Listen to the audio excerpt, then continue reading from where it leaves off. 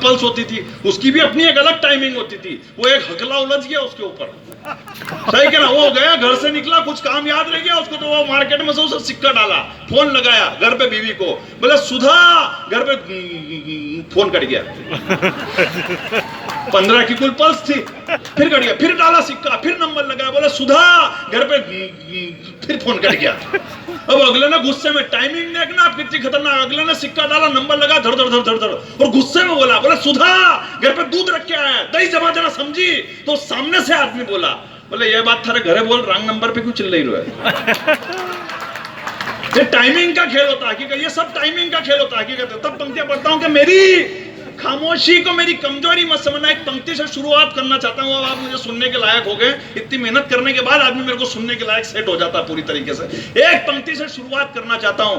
बहुत देर से यहाँ कहा जा रहा है कि भीड़ नहीं है, भीड़ नहीं, भीड़ नहीं है। केवल 2 लाइनें पढ़ता हूं और आपकी तालियां हवा में लहराती हुई नजर आ जानी चाहिए कि जितनी भीड़ आई है सुनने आज इस काव्य अनुष्ठान को, जितनी भीड़ आई है आज सुनने इस काव्य अनुष्ठान को, उतनी तो पहुंची नहीं देखने फिल्म पठान को।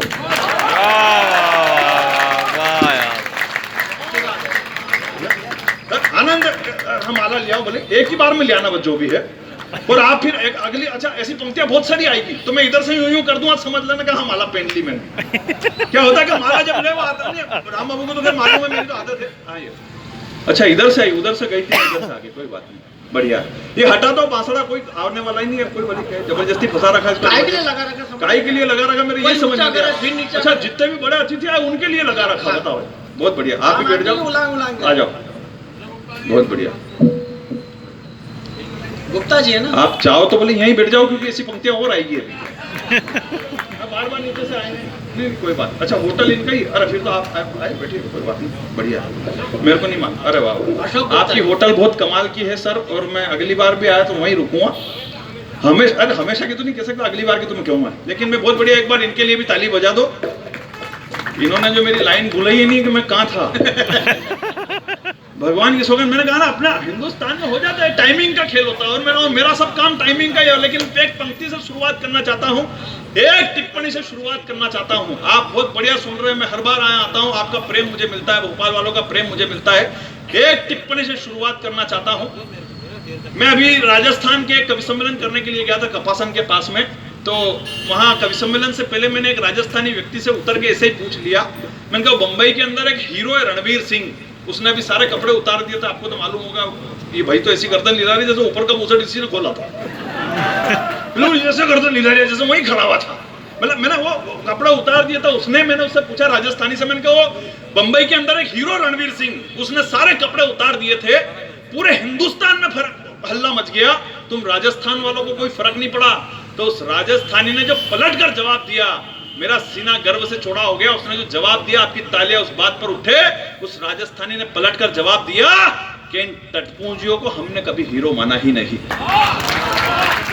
हमारे हिंदुस्तान का असली हीरो, राजस्थान का असली हीरो तो वो एक ही है जो बरसों से हमारे लिए पूजनीय है, और जिस व्यक्ति का उसने नाम लिया, मैं 4 पंक्तियां उसके सम्मान में पढ़ के आपकी बड़ी तालियों के बीच में अपने काव्य पाठ की शुरुआत करना चाहता हूं कि हिंदुस्तान का और राजस्थान का असली हीरो कौन है, हिंदुस्तान का असली हीरो कौन है, और हम मानकर किनको बैठे हुए हैं। हकीकत कह रहा हूं, 4 पंक्तियां पढ़ता हूं कि हिंदुस्तान का और राजस्थान का असली हीरो कौन है, और अगर बात आप तक पहुंच जाए तो तालियां हवा में लहरा देना कि राजस्थान का और हिंदुस्तान का असली हीरो कौन है। कि तपता सूर्य जिसके ललाट पर चमकता था, शौर्य का लावा जिसकी भुजाओं में उबलता था, खौफ का दृश्य कुछ ऐसा था उस बलशाली का कि रण में भरते हुंकार पूरा रण क्षेत्र दहलता था।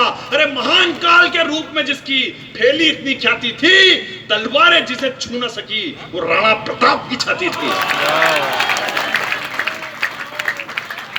तलवारें जिसे छू न सकी वो राणा प्रताप की छाती थी। आप बिल्कुल भी टेंशन मत लेना, मैं हास्य रस का ही कवि हूं।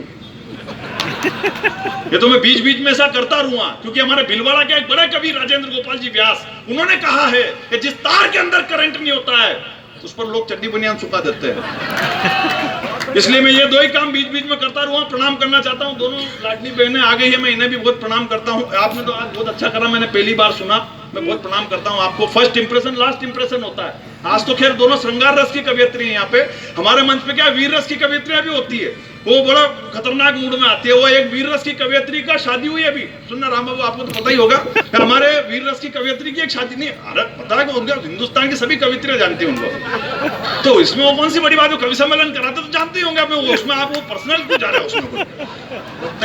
देखो राम है, हकीकत कह रहा हूं, लेकिन मैं हकीकत कह रहा सही कह रहा हूं। वो एक वीर रस की कवियत्री की शादी हुई, तो शुरू ही दिन किचन के अंदर सासू मां ने घेरने की कोशिश करी, बोले तुझे आलू भिंडी की सब्जी बनानी भी आती कि खाली मंच पे तलवारी चलाती रहती थी। अब वो वीर रस की कवियत्री थी, एक मिनट में समझ गई कि आज मेरा किचन के अंदर घेराव हो रहा है, और अगर आज इस सासू मां की फाइल नहीं निपटाई तो ये पूरी उम्र मेरे को टीचती रहेगी।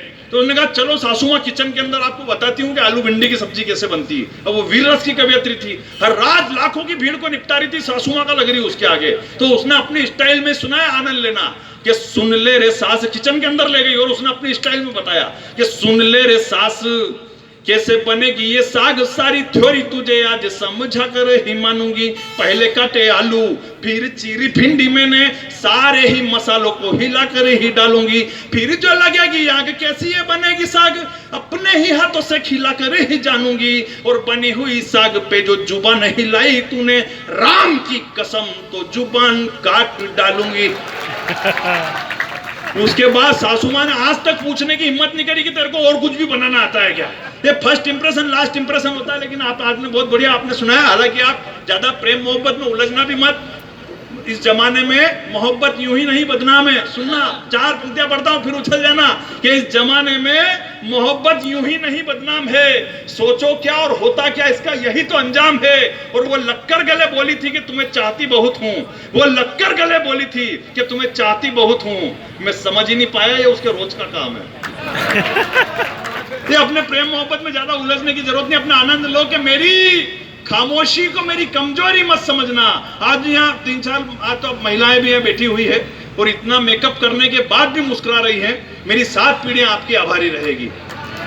सही कह रहा हूं, रंग जब चेहरे से उतरता है तो पड़ोसन भी पहचान में आ जाती है। रंग जब चेहरे से उतरता है तो पड़ोसन भी पहचान में आ जाती है, लेकिन मेकअप जब चेहरे से उतरता है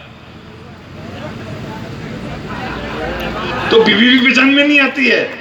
सही कह रहा हूं, राह चलते ट्रैक्टर को मर्सिडीज बना देती है। आपकी तालियां उठे कि वो राह चलते ट्रैक्टर को मर्सिडीज बना देती है, बासी से बासी खाने को भी लजीज बना देती है। और इन ब्यूटी पार्लर वाली का कोई भरोसा नहीं है, ये ललिता पवार को भी जैकलीन फर्नांडिस बना देती है।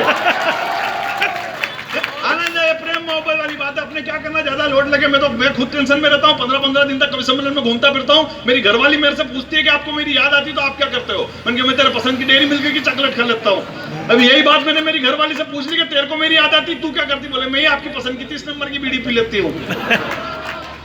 आनंद होता है। सही कह रहा, अभी सोनी टीवी पे गया, मैं बंबई ले गया, आदरणीय राम भाई साहब, मैं सोनी टीवी पे गया, अभी बंबई ले गया वाइफ को घुमाने के लिए। 50वें माले के नीचे खड़े रह के मैंने वाइफ को बोला, मैंने देख एक दिन मुन्ना बैटरी का फ्लैट भी वहां होगा 50वें माले पर।